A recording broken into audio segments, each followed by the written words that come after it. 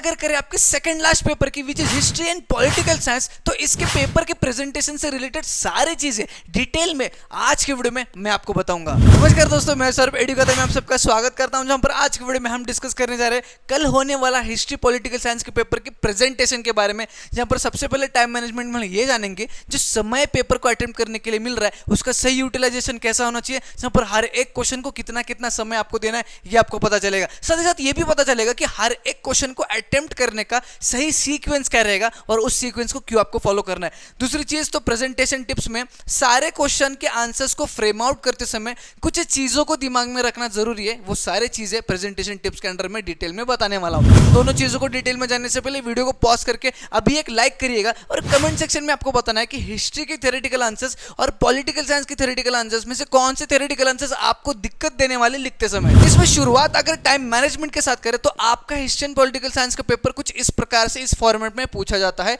शुरुआत अगर 1A 1B के साथ करें तो 1A में 3 चूज द करेक्ट ऑप्शन दिया जाता है जिसमें पूरा का पूरा आंसर रीराइट करना पड़ता है, और 1B में आइडेंटिफाई द रॉन्ग पेयर, मतलब रॉन्ग पेयर को आइडेंटिफाई करना होता है। अब 1A 1B जो है वो 15 मिनट के अंदर ही हो जाना चाहिए। 15 मिनट यानी 7.5 मिनट का समय आपको मिल रहा है, ट्राई करना ये 10 मिनट के अंदर हो जाना चाहिए। दूसरी बात, अगर क्वेश्चन नंबर 2A की बात करूं तो यहाँ पे कंसेप्ट मैप आपको 3 दिए जाएंगे जिसमें से 2 आपको अटेम्प्ट करना है, जिसको करने के लिए आपको 15 मिनट का समय मिल रहा है, यानी कि अगेन 7.5 मिनट एक एक कंसेप्ट मैप के लिए चले जाएगा। क्वेश्चन नंबर 2B की बात करूं तो यहाँ पे शॉर्ट नोट्स पूछा गया है, 3 पूछे गए हैं, 2 आपको अटेम्प्ट करना है और 2B खत्म करना है 20 मिनट में, यानी कि हर एक शॉर्ट नोट के लिए 10-10 मिनट का समय is more than enough. Question number 3 की बात करें, यहाँ पर आपको कुछ स्टेटमेंट्स दिए जाएंगे, उनको एक्सप्लेन करना है जो कि 2-2 मार्क्स के लिए पूछे गए हैं, और ये स्टेटमेंट्स को एक्सप्लेन करने के लिए 20 मिनट का समय मिल रहा है, यानी कि एक स्टेटमेंट को एक्सप्लेन करने के लिए 10 मिनट का समय मिल रहा है, which is more than enough. Question number 4 की बात करें तो यहाँ पे पैसेज या फिर एक्सट्रैक्ट के बेस पे क्वेश्चन पूछे जाएंगे। एक पैसेज, एक पैराग्राफ या फिर एक एक्सट्रैक्ट आपको दिया जाएगा, उसके बेस पे 3 क्वेश्चन पूछे जाएंगे जो कि 4 मार्क्स के लिए पूछा जा रहा है, और ये क्वेश्चन नंबर 4 को अटेम्प्ट करने के लिए 15 से 20 मिनट का समय आपको देना है, उससे ज्यादा देना नहीं है। एक चीज दिमाग में डाल लो, हिस्ट्री पॉलिटिकल साइंस में जितना भी ऑब्जेक्टिव वाला पार्ट है या फिर जो इजी टू राइट, मतलब easy to attempt and easy to score वाला पार्ट है, वो जितना जल्दी हो सकता है उतना जल्दी कंप्लीट करिएगा, क्योंकि थ्योरेटिकल आंसर्स डिटेल में लिखना बहुत जरूरी है, सही फॉर्मेट में लिखना बहुत जरूरी है, जिसके लिए टाइम आपको बचाना जरूरी है। क्वेश्चन नंबर 4 की बात, क्वेश्चन नंबर 5 की बात करें, यहाँ पे answer the following question in detail है पूछा गया है। 2 क्वेश्चन पूछे जाएंगे जिनका आंसर डिटेल में लिखना है 3-3 मार्क्स के लिए, और इस क्वेश्चन नंबर 5 के लिए मैंने 20 से 25 मिनट दिया है, यानी 10 से 12.5 मिनट का समय एक आंसर को फ्रेम आउट करने के लिए मैं आपको दे रहा हूं। यहां पे टाइम सेव करते हैं तो यहां पे आपको ज्यादा टाइम मिलेगा क्वेश्चन नंबर 5 के लिए। क्वेश्चन नंबर 6 पॉलिटिकल साइंस में आता है, अगेन यहां पे चूज द करेक्ट ऑप्शन और complete the statement, same as question number 1 रहेगा, 2 पूछे जाएंगे, और क्वेश्चन नंबर 6 के लिए 5 minute is more than enough, 2 ही लिखना है, 5 मिनट में आपको हो जाएगा। क्वेश्चन नंबर 7 की बात करूं तो यहाँ पे ट्रू और फॉल्स बताना है, जो स्टेटमेंट दिया है वो ट्रू है या फॉल्स है, और उसके साथ उसका रीजन में आपको एक्सप्लेन करना है। जहां पे 3 दिए जाएंगे, 2 आपको अटेम्प्ट करने हैं, 2-2 मार्क के हैं, इसलिए क्वेश्चन नंबर 7 के लिए 20 मिनट दे रहा हूं, यानी कि 10-10 मिनट में एक स्टेटमेंट का जो एक्सप्लेनेशन है ट्रू या फॉल्स के बाद आप वो बता सकते हो। क्वेश्चन नंबर 8A की बात करूं तो यहाँ पर एक्सप्लेन द कंसेप्ट आएगा, this is same as question number 2B, जहां पे 2 दिए गए हैं, एक आपको पूछा गया है, मतलब एक आपको लिखना है, 2-2 मार्क के लिए लिखना है, और ये क्वेश्चन नंबर 8A के लिए 10 मिनट काफी है, क्योंकि एक ही लिखना है, 10 मिनट में आपका हो जाएगा। क्वेश्चन नंबर 8B की बात करूं तो ये डू एज डायरेक्टेड, यानी कि ये कंसेप्ट मैप ही होता है, आपको आगे पता चलेगा प्रेजेंटेशन टिप्स में, और ये कंसेप्ट मैप आपको एक ही अटेम्प्ट करना है, और 8 के लिए मैंने दिया है 10 minute, which is more than enough. Actually वो 5 मिनट में भी हो सकता है, बट जल्दबाजी में गंदा नहीं करना, इसलिए 10 मिनट का समय मैंने दिया है।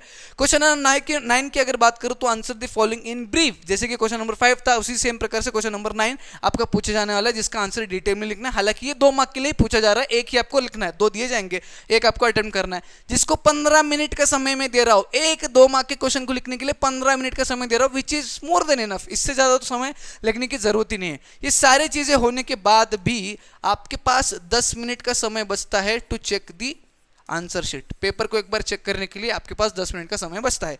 अब बात करें अगर सीक्वेंस की, तो आई वुड सजेस्ट यू जिस सीक्वेंस में पेपर पूछा गया है उसी सीक्वेंस में आपको लिखना है। हाँ, हालांकि थोड़ी बहुत चेंजेस आप कर सकते हो, जैसे कि क्वेश्चन नंबर 1A सबसे पहले अटेम्प्ट कर लो, क्वेश्चन नंबर 1B उसके बाद कर लो, क्वेश्चन नंबर 2A उसके बाद कर लो। अब उसके बाद आपका read the extract and answer the question अगर इजी है तो फिर उसके बाद क्वेश्चन नंबर 4 कर लो, और उसके बाद क्वेश्चन नंबर 2B, 3 और 5 कर लो। ठीक है, ये 4 क्वेश्चन जो इजी लगते लगते हैं आपको वो फटक से पहले ग्लांस में कर लो, उसके बाद ये 3 क्वेश्चंस के लिए समय दे दो। Same goes for political science, इसमें क्या है, क्वेश्चन नंबर 6 है और क्वेश्चन नंबर 8 भी है, इन दोनों को पहले कर लो, क्वेश्चन नंबर 6 के बाद क्वेश्चन नंबर 8 भी कर लो, और बचा हुआ जो क्वेश्चन नंबर 7, क्वेश्चन नंबर 8 है और क्वेश्चन नंबर 9 जो है उसके बाद आप कर सकते हो, जो कि थ्योरेटिकल आंसर्स का पार्ट रहने वाला है। फिर उसके बाद प्रेजेंटेशन टिप्स की बात करें तो सबसे पहले सबसे इजी ऑब्जेक्टिव्स की बात करेंगे पूरे पेपर में जो पूछे जाते हैं, that is question number 1A 1B और question number 6। 1A 1B history का पार्ट है, क्वेश्चन नंबर 6 जो है वो पॉलिटिकल साइंस का पार्ट है। 1A में तो आपका चूज द करेक्ट पेयर है और कंप्लीट सेंटेंस में आपको आंसर लिखना है कुछ इस प्रकार से, हर एक स्टेटमेंट को लिखने के बाद एक लाइन छोड़िएगा स्पेस और उसके बाद अगला स्टेटमेंट लिखिएगा, मेन आंसर को अंडरलाइन कीजिएगा। क्वेश्चन नंबर 1B इसके नीचे कंटिन्यू ना करे ऐसा मैं सजेस्ट करूंगा, question number 1B next page पे करिएगा और उसमें जो रॉन्ग पेयर है उसको लिखने के बाद उसको उसका आंसर जो है पेयर जो है वो अंडरलाइन करके जरूर लिखिएगा। क्वेश्चन नंबर 6 की अगर बात करूं तो this is same as question number 1A, इसमें ज्यादा कुछ बताने वाली चीजें नहीं है, मार्जिन ध्यानपूर्वक देखना, बस ये दोनों क्वेश्चन अलग अलग पेज पे लिखना, बाकी तो इजी है। फिर उसके बाद क्वेश्चन नंबर 2A और क्वेश्चन नंबर 8B की बात करें जो कि दोनों के दोनों कंसेप्ट मैप के बेस पे पूछे जाएंगे, जहां पे कुछ part of the concept map आपको दिया जाता है, उसको कंप्लीट आपको करना होता है आपके आंसर शीट में, ठीक है। इसमें बताने के लिए 2 मेजर चीजें हैं, उसके अलावा कुछ नहीं बताऊंगा। सबसे पहली चीज तो ये कंसेप्ट मैप जब आप आंसर शीट में प्लॉट कर रहे होते हो तो सबसे पहले जो लिखने वाला पार्ट है उसको लिख लीजिए, उसके बाद जो ड्रॉ करने वाला पार्ट है उसको ड्रॉ करिए। इसका रीजन बताता हूं, जैसे कि यहाँ पे देखिए ये सबसे पहले मैंने ड्रॉ किया था, उसके बाद मैंने लिखा था। अब ड्रॉ करने के बाद ब्रिटिश म्यूजियम लिखने के लिए काफी जगह नहीं थी, बहुत छोटी सी जगह थी, तो उसमें मैंने बहुत छोटे से अक्षर में ब्रिटिश म्यूजियम लिखा है। अभी लिखते समय अगर कुछ गलती हो जाती है या फिर बहुत ही छोटा लिखता हूं और ये ब्रिटिश म्यूजियम टीचर को समझ में नहीं आता है, कंफ्यूज अगर हो जाती है, तो यहाँ पे हाफ मार्क्स जो है वो कट हो सकते हैं, यहाँ पे मार्क्स जो है वो डिडक्ट हो सकते हैं। इसीलिए what you have to do is आपको सबसे पहले लिखने वाला पार्ट जो है वो लिख लेना है और उसके बाद उसके सराउंडिंग में जो भी ड्रॉ करने वाला पार्ट है वो आप ड्रॉ कर सकते हो। लिखने वाला पार्ट ऐसा कंजूसी में नहीं लिखना है, क्लीन एंड क्लियर वे में लिखना है। हालांकि एक पेज पे एक ही कंसेप्ट में आपको अगर ड्रॉ करते हो वो बेटर रहेगा, बट अच्छे से और क्लियर फॉर्मेट में ड्रॉ करना है जो कि कंफ्यूजिंग ना लगे टीचर्स को चेक करते समय। ये होगी पहली चीज। दूसरी चीज, ड्रॉ करते समय कोई भी पार्ट आपके दोनों मार्जिन्स के उस साइड नहीं जाना चाहिए। जैसे कि यहां पर एक गलती मैं आपको बताता हूं, यहां पर सबसे पहले मैंने ड्रॉ किया, उसके बाद बचे हुए जगह पे मैंने मार्जिन ड्रॉ की है, ये गलत चीज है। सबसे पहले मार्जिन को ड्रॉ करो जहां पर यहां पर थोड़ा सा स्पेस रहना चाहिए और ये मार्जिन और इस मार्जिन के अंदर अंदर ही आपका ड्रॉ करने वाला पार्ट जो है वो आना चाहिए। अगर स्पेस कम है तो जैसे कि मैंने आपको कहा था एक पेज पे एक ही कंसेप्ट मैप को ड्रॉ करिए, बट एकदम प्रॉपरली ड्रॉ करना है। ये जो पार्ट यहाँ पे लाई कर रहा है ये नहीं करना चाहिए, ठीक है। मार्जिन के अंदर ही सारा चीज आ जाना चाहिए। फिर उसके बाद हम लोग बात करेंगे question number 2B and question number 3 की। तो क्वेश्चन नंबर 2B जो है जहां पे शॉर्ट नोट्स आपको लिखना है, एक टॉपिक दिया जाएगा उसको शॉर्ट नोट आपको लिखना है, एंड क्वेश्चन नंबर 3 में एक स्टेटमेंट आपको दिया जाएगा जिसको आपको एक्सप्लेन करना है। हालांकि दोनों भी 2-2 मार्क के क्वेश्चन है, तो सबसे पहली चीज आपको ये जानना है कि यहाँ पे 2 से 3 डिटेल पॉइंट आपको लिखने हैं, 2 से 3 डिटेल पॉइंट्स आपको लिखने हैं या फिर 4 छोटे छोटे पॉइंट्स आपको लिखने हैं, ठीक है। 4 छोटे छोटे पॉइंट्स आपको लिखने हैं। 2 से 3 डिटेल पॉइंट में एक पॉइंट आपका 3 से 4 लाइन का हो सकता है और 4 छोटे छोटे पॉइंट जब आप लिखोगे तो एक पॉइंट जो है वो 2 लाइन या फिर 3 लाइन का हो सकता है। तो उस केस में 4 छोटे छोटे पॉइंट्स लिखोगे। अगर आपको ज़्यादा डिटेल में नहीं आ रहा है लिखने के लिए जो आप लिखना चाहते हो, और जो चीज़ लिख रहे हो लिखना चाहते हो वो अगर डिटेल में आपको एक्सप्लेनेशन आ रहा है तो आप 2 से 3 डिटेल पॉइंट्स में लिख सकते हो कुछ इस प्रकार से। दूसरी चीज़, यहाँ पे जब आप लिख रहे हो तो जो पॉइंट्स डिनोट कर रहे हो इसको अच्छी तरीके से करना ताकि टीचर्स को इजीली आइडेंटिफाई हो पाए कि ये पॉइंट कहाँ पर खत्म हो रहा है और कहाँ से शुरुआत हो रही है नेक्स्ट पॉइंट की। ये चीज़ होगी सबसे पहले, इसको अच्छे से मार्क डाउन करो। और दूसरी चीज़, हर एक पॉइंट खत्म होने के बाद एक लाइन यानी कि एक लाइन का स्पेस जो है वो छोड़ना जरूरी है, जिसके लिए क्वेश्चन नंबर 3 का एक क्वेश्चन हो या फिर क्वेश्चन नंबर 2B का एक सब क्वेश्चन हो तो एक पेज पे एक ही सब क्वेश्चन लिखिए, बट एक पॉइंट अगर लिखते हो वो खत्म होने के बाद एक लाइन का स्पेस छोड़िए, फिर उसके बाद नेक्स्ट पॉइंट लिखिए, फिर अगेन एक लाइन का स्पेस छोड़िए, फिर अगेन उसके बाद एक नेक्स्ट पॉइंट लिखिए और फिर अगेन नेक्स्ट पॉइंट लिखिए। Is that clear for you? ये दोनों चीजें आपको दिमाग में रखना बहुत जरूरी है जब आप question number 2B and question number 3 को अटेम्प्ट कर रहे हो। दूसरी चीज, हालांकि ये 2 मार्क्स के लिए ही पूछा जाता है, तो बिल्कुल भी ये नहीं सोचना है कि जितना ज्यादा लिखूंगा उतना ज्यादा मिलेगा मार्क्स। नहीं, आपको यहाँ पे ऑन टू द पॉइंट लिखना है, जो चीज पूछा गया है वो चीज आपको लिखना है।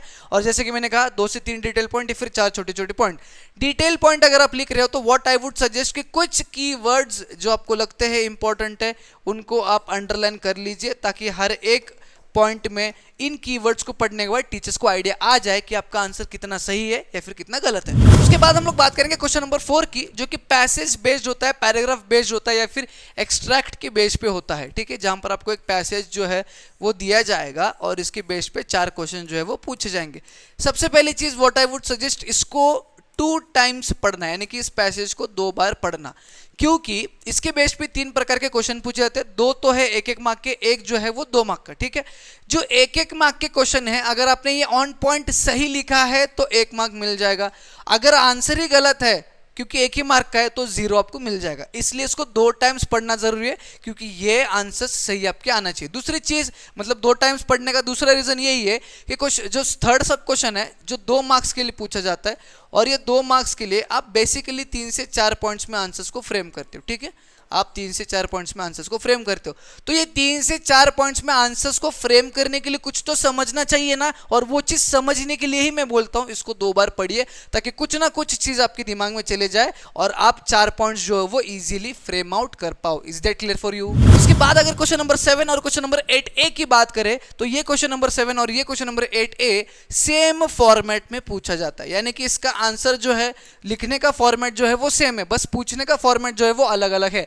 सबसे पहले तो यहाँ पे आपको एक स्टेटमेंट दिया जाएगा, वो ट्रू है या फॉल्स ये पूछा जाएगा। अब वो स्टेटमेंट ट्रू क्यों है इसके रीजंस देने हैं, या फॉल्स क्यों है इसके रीजंस आपको देने हैं। और on the other hand side यहाँ पे कंसेप्ट या फिर टॉपिक दिया जाएगा जिसको आपको एक्सप्लेन करना है।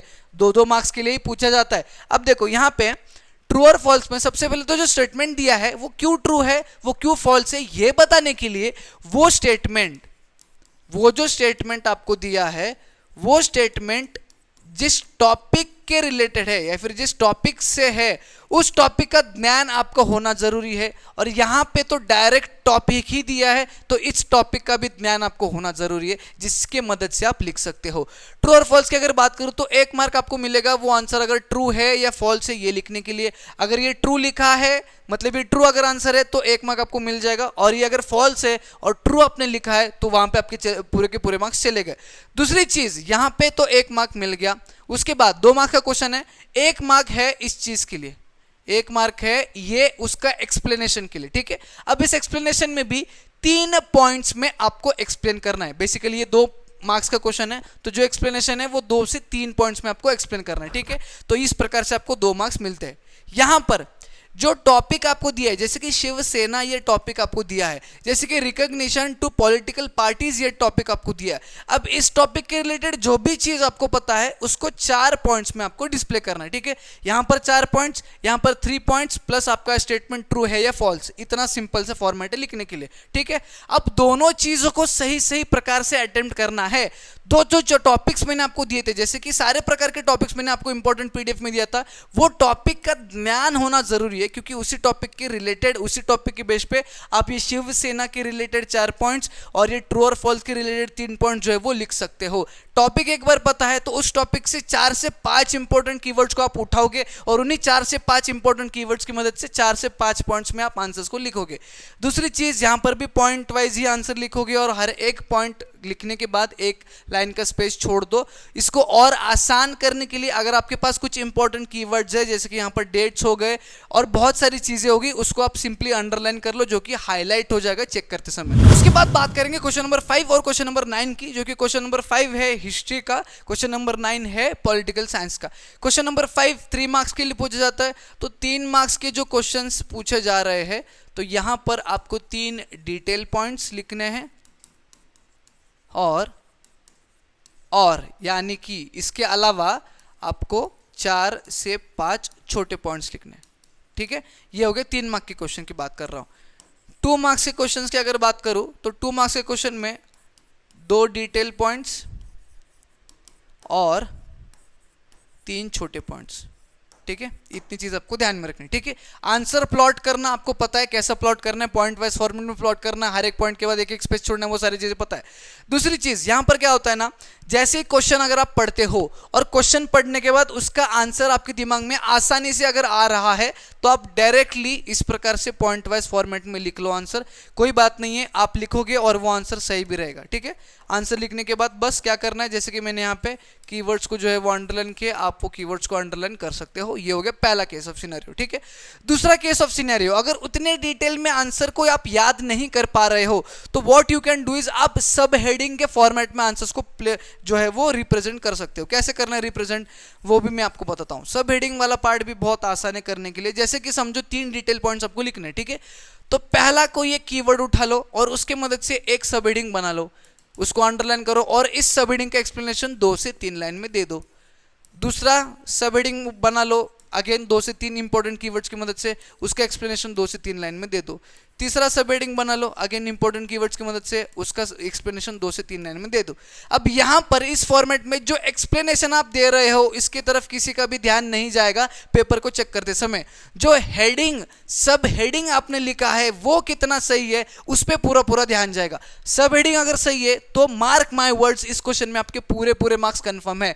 एक्सप्लेनेशन ज्यादा कोई पढ़ने नहीं वाला है, उतना समय होता ही नहीं है।